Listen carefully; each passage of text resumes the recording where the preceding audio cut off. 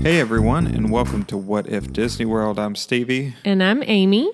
And today we're going to share tips for how we maximize our time on a Disney World trip. Disney World is huge, and there are a ton of things to do, way more than you'll be able to do. So time-saving strategies are key for helping you make the most of your trip.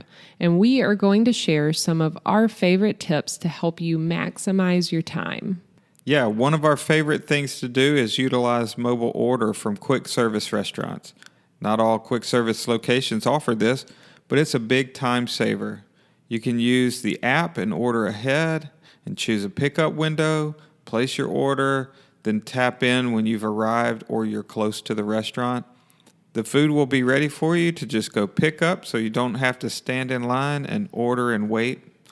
Also, related to this is that table service restaurants are great. We love that, but we try not to schedule too many. They can take about an hour to 2 hours. So quick service can save you time. We try to limit table service to just once a day for this reason. For sure. And along the same lines of mobile ordering food, I also want to mention that certain merchandise locations offer mobile checkout. You can scan items on your My Disney Experience app and then check out through the app while you're in the store. You don't have to wait in line to go check out at a register. You just pay on your phone and stop and have them check your app on the way out. They can give you a bag for your merchandise there. It really is a big time saver if there's a long line. Yeah. To find the list of locations that this is offered and the list of mobile order locations, you can check the My Disney Experience app. Okay, my next tip for time-saving strategies is to use rider switch and use your time wisely while you're doing so. If you don't know, rider switch is a wonderful thing that Disney offers for families who have little ones that are not able to ride bigger rides with height requirements. You can find a cast member near the entrance of the ride. A member of your party can stay back and watch the baby or little kid and the rest of you ride. Then, when they are done, the person who stayed back with the baby can then go through the lightning lane and ride quickly. You can do this both if you are riding through a lightning lane, Genie Plus, or if you're using the standby queue at first. But either way, the second person who rides can go through the lightning lane. I hope that makes sense. But on top of that, what we have found is to be wise about your time while the other people ride and you wait.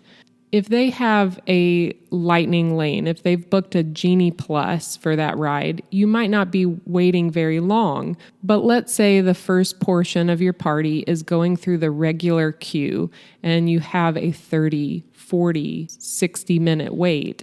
That's plenty of time for you to go and ride something with the baby. You could go and get a snack if it's a short wait. To me, getting a snack is always a good use of time. Always. Especially if it's a Dole Whip.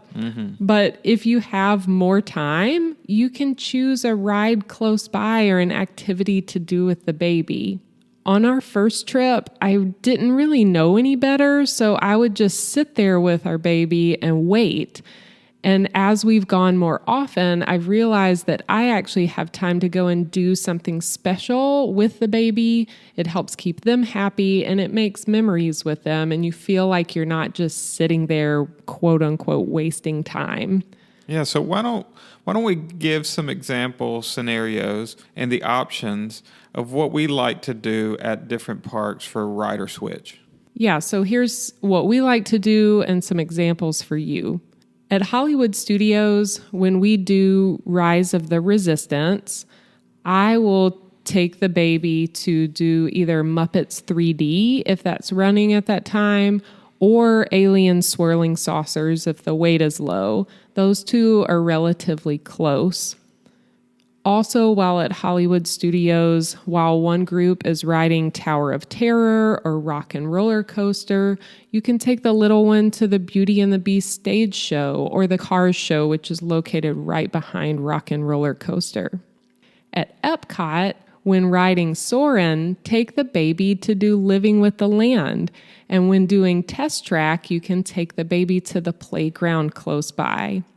If a group is riding Guardians, you can take the baby to ride Spaceship Earth or get a snack at Connections Cafe because it's right there by Guardians. At Magic Kingdom, when doing Seven Dwarfs Mine Train, you really have a lot of options. You could ride teacups or get a Cheshire Cattail at the Cheshire Cafe. You could ride Winnie the Pooh if it's not a long wait. Or you could go to Dumbo, which is also kind of close by, and they have a great play place for kids to run around, so the young kid could do that. If you're riding Splash Mountain or Thunder Mountain, those are right next to each other, and there's a great play place under the exit for Splash Mountain for little ones to also run and stretch and get some energy out. When you're doing Space Mountain, a great place to go is either on the People Mover or Carousel of Progress. That usually doesn't have a wait at all, and in my experience, the little ones really love that.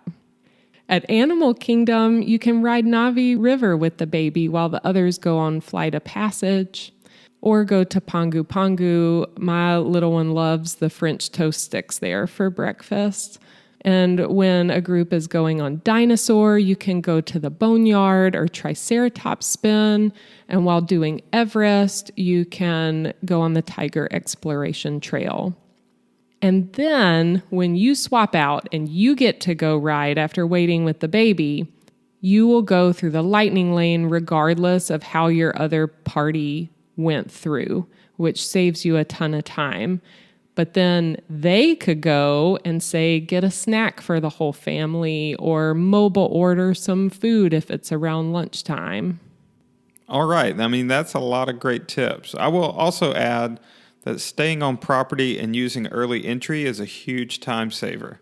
Like rope dropping rides with high wait times like Rise of the Resistance at Hollywood Studios or Seven Dwarfs Mine Train and Peter Pan at Magic Kingdom, Flight of Passage at Animal Kingdom, Frozen, Test Track, and Remy at Epcot. These are rides that are going to get longer later in the day. You want to kind of get to them while they're at their lowest early on.